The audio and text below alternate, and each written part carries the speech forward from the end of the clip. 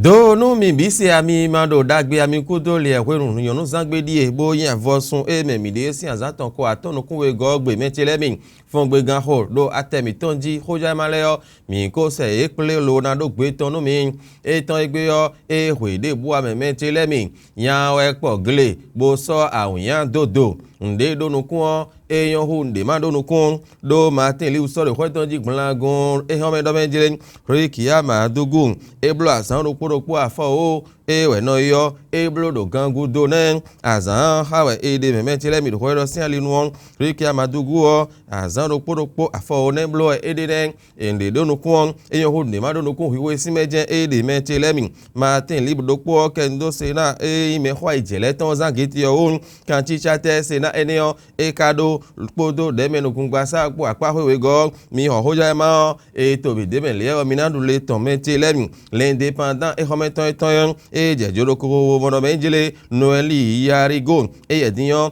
to gansi jera romi wada yin deji eniyan do ro pe osin alinu bonu wa isoro te bo iwozun kinkanton be yoro do master W40 no mon koton diyan evini de subo to gan yole to gan ro noeli yarigo bo pagbe ni so evini kaka be nu ko yen ro fi l'indépendant mono menjele ne okedele amen yo niveau ra lo na me ro be to mi to fi we nu do jijewe do vi no ni ton lesin alinu e no ibono je ho mi ko tun na ni kagben be ka eleko atemedo do kutonu do kendo no sin ha me don e mo vide bo vi pe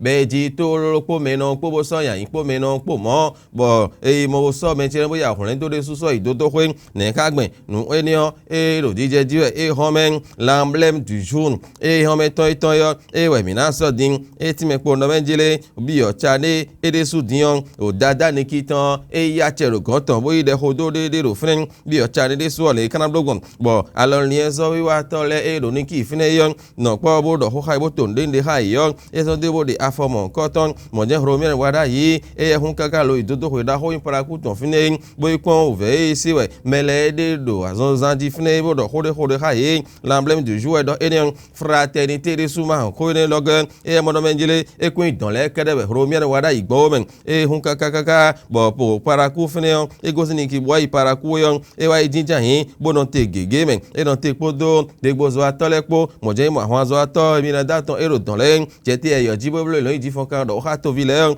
fraternité no angelen e mo enele bi kuime bo de yeton de so we hweton ji o metele mi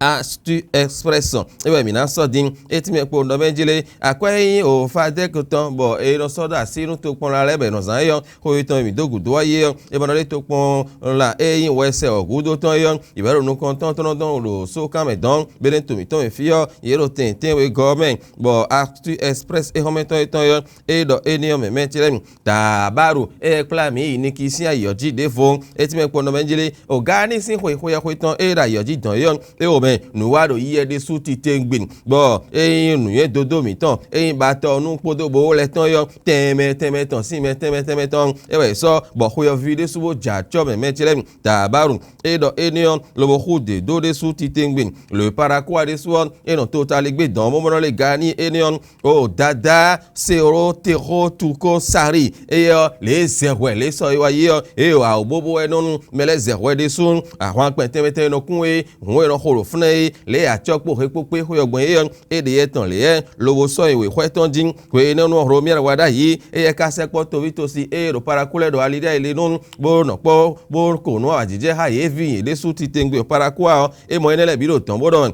info matin e do menje mi na hwedo ho ni waji gbede pomen do ni ki tan kaka wa igbon parakua oro mi wada yi e o me ye me to iboro to taligbe dan yon e pe me ro alide ile nu fi esi ho khla bo zon de wo yon e blo enele bi hui de su ti tengbin ma so le bo cover e yediyan e ba so be ko yin kan da ho nu bol a fa so ho to mi to fia adan eja yi do azo e wa gbe mi ra ho jayo e ko te pon ho lo chu be wa ku abo e we azo le ko do ni be ko ro ta mele de we ho me ti le mi azo me na le fo be di men bo we ma ho mele o apepepe ti o me si le mi na so lo no ro po fito fi no le din ko da ro gba ko ni only kun e se do chu we ma ho me ona be le informateur ho me ton yon e ti me po do menjele